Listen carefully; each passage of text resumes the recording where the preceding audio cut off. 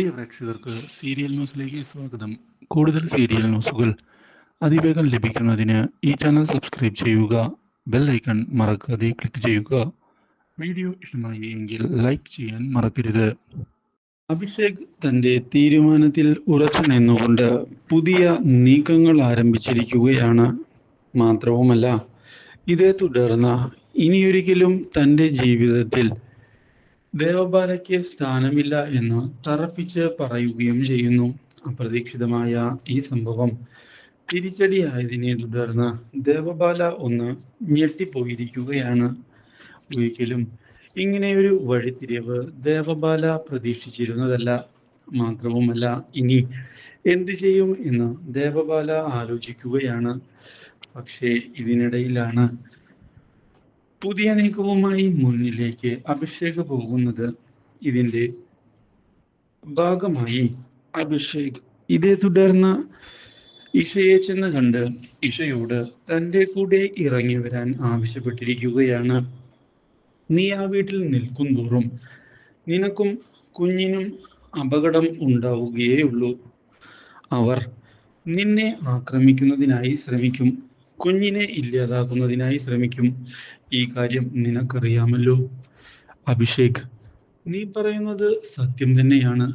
പക്ഷേ എനിക്ക് അങ്ങനെ ഇട്ടെറിഞ്ഞു വരാൻ സാധിക്കില്ല. എൻ്റെ അച്ഛൻ അവിടെയല്ലേ ഉള്ളത്. മാത്രവുമല്ല, രാഹുൽ ഒരു കള്ളനാണ്. ആ കാര്യത്തിൽ യാതൊരു സംശയവുമില്ല. എന്താണ് അവൻ്റെ കാര്യത്തിൽ ചെയ്യേണ്ടത് എന്നാണ് ഞാനിപ്പോൾ ആലോചിക്കുന്നത്. നമ്മുടെ പദ്ധതികളെല്ലാം പാളിപ്പോയി എന്നുള്ള കാര്യം സത്യം തന്നെയാണ്. അതുകൊണ്ട് ഇനി അവനെ എങ്ങനെ നേരിടും? ആ ഒരു ചോദ്യം ബാക്കിയാവുകയാണ് എൻ്റെ മനസ്സിൽ. നീ പേടിക്കാതിരിക്കൂ. എന്തെങ്കിലും ചെയ്യാൻ സാധിക്കുമോ എന്ന് ഞാനും നോക്കുന്നുണ്ട്. അവൻ്റെ ശല്യം വളരെ കൂടുതലാണ് എന്നുള്ള കാര്യം എനിക്കും കൃത്യമായി അറിയാവുന്നത് തന്നെയാണ്. അതുകൊണ്ട് തന്നെ ഞാൻ എൻ്റെതായ നീക്കങ്ങൾ തുടരുന്നുണ്ട്. ആ പെൺകുട്ടിയോട് വീണ്ടും ഞാൻ കാര്യങ്ങൾ സംസാരിക്കാം. അഭിഷേക്, വേണമെങ്കിൽ ഞാനും അവളെ കണ്ട് സംസാരിക്കാം. അതും ഒരുപക്ഷെ ഉപകാരമായാലോ. അത് ശരിയാകുമോ എന്ന് എനിക്കറിയില്ല. അവളാകെ ഭയന്നു പോയിരിക്കുകയാണ്. അതാണ് പ്രശ്നം.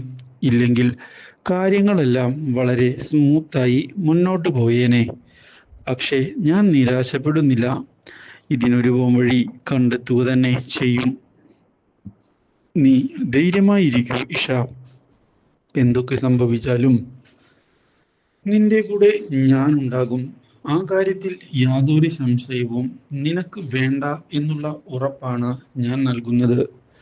നിന്നെ കൈവിട്ടുകൊണ്ട് എവിടേക്കും പോകാൻ ഞാൻ ഉദ്ദേശിക്കുന്നില്ല. എന്തൊക്കെ സംഭവിച്ചാലും ഞാൻ നിന്റെ കൂടെ തന്നെ ഉണ്ടാകും. ഇത് അഭിഷേക് നൽകുന്ന ഉറപ്പാണ്. ഇത് കേട്ടതിനെ തുടർന്ന് വളരെയധികം സന്തോഷം ഉണ്ടായിരിക്കുകയാണ് ഇപ്പോൾ ഇഷയ്ക്ക്. കാര്യങ്ങൾ ഇതേ തുടർന്ന് മുന്നിലേക്ക് കൊണ്ടുപോകാൻ ഇഷയും തയ്യാറാകുന്നു. പക്ഷേ ഇതേ സമയം പുതിയ നീക്കങ്ങളുമായി മുന്നിലേക്ക് പോവുകയാണ് രാഹുൽ. ഇനിയും കാത്തിരുന്നിട്ട് കാര്യമില്ല എന്ന് ഉറപ്പിക്കുന്ന രാഹുൽ തന്നെ ചതിച്ചതിനുള്ള തിരിച്ചടി കൊടുക്കുന്നതിനുള്ള സമയമായി എന്ന് പറയുകയും ചെയ്തിരിക്കുകയാണ്. കാര്യങ്ങൾക്ക് ഇനി കാത്തിരിക്കാൻ ഞാനില്ല. ആ കുഞ്ഞിനെ ഇല്ലാതാക്കുക, അത് മാത്രമാണ് ഇപ്പോൾ എൻ്റെ മനസ്സിലുള്ള ലക്ഷ്യം. അതിനുവേണ്ടി ഏതറ്റം വരെ പോകാനും ഞാൻ തയ്യാറാകും എന്നതും സത്യം തന്നെയാണ്. വിട്ടുവീഴ്ചയ്ക്ക് ഇനിയില്ല. ഇനി എൻ്റെ ജീവിതം ഞാൻ തന്നെ മുൻകൈയെടുത്ത് മുന്നിലേക്ക് കൊണ്ടുപോകും. ഇത് കേൾക്കുന്ന നീന, തിരിച്ചടിക്കണം. നമ്മളെ ചതിച്ചവരെ നമ്മളും ചതിക്കണം. അല്ലാതെ യാതൊരു ഉപകാരവും ഉണ്ടാവുകയില്ല. കൃത്യമായ പ്ലാനിങ്ങുകൾ ഉണ്ടായേ മതിയാകൂ. ഇത് കേട്ടതിനെ തുടർന്ന് പുതിയ നീക്കങ്ങൾ ഇനി എന്താണ് എന്ന് ചോദിച്ചിരിക്കുകയാണ് നീനയുടെ അമ്മ.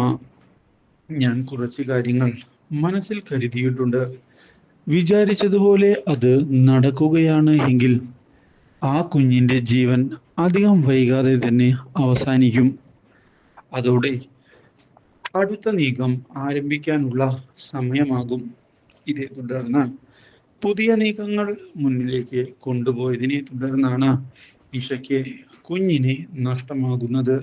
ഇത് അഭിഷേകിന് അപ്രതീക്ഷിതമായ തിരിച്ചടിയാകുന്നു. Do like, share and subscribe.